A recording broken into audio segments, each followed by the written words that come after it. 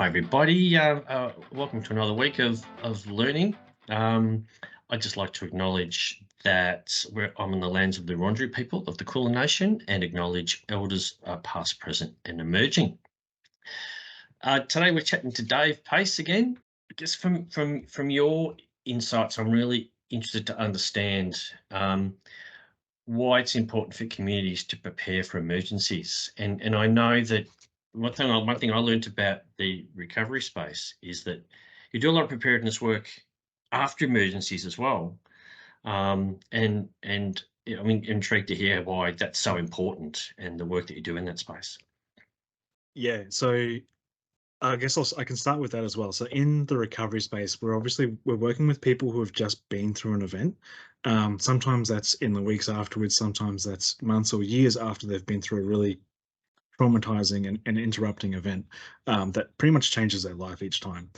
And what you have in a disaster is ultimately people losing control over their life, losing power, and losing their meaning of what life is all about sometimes, and really just flips everything on its head. And so ultimately that's a loss, and people grieve, people feel like they're not really able to handle what's going on. And so one of the tools that we use to share that control again and get people to feel comfortable in their situation again is this preparedness training. There could be workshops, it could be information, it could just be sessions that we're getting together and talking about it. But a big part of people's recovery journey, and by recovery, is that having a life again that you want to live, is regaining a sense of control over the dangerous environment that might be around you, and that might be through having a pillowcase packed full of essential items for an evacuation, or it might be understanding what part of your property you need to clear up or clean, and everything in between. And ultimately, from the Red Cross perspective, it's preparing for any hazard, and obviously the mental health and psychosocial impact that can have on you. So making sure that you have your connections, you know who to talk to, and you have an understanding of what you need to be able to do. Yeah, I love all of that stuff. It's amazing. And coming from a volunteer response agency background, it was a real wake up for me to realize all of that and understand it. I never really fully understand it before. Well, something I love about what Red Cross does. It's an all hazard approach to preparedness. So I've got my 93-year-old mother-in-law lives down the street. For her to lose her purse is a major disaster. She's not losing a house, but still something very significant to her. And the way that we prepare people prepares them for everything across, the spectrum of what might happen. Exactly. And it's, the stuff that we do in, whether it's like PFA, volunteers will know as well, what we do in PFA is just so useful at any point in someone's life, whether they've just experienced a bushfire or a flood, or if they've lost a loved one. Yeah, absolutely.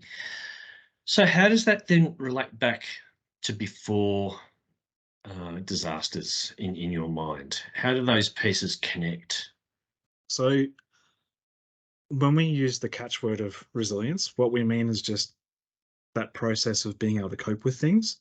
And so what we find during a traumatic event or during a disaster is our ability to learn new things becomes really difficult. Our ability to cope with even just normal things is really difficult.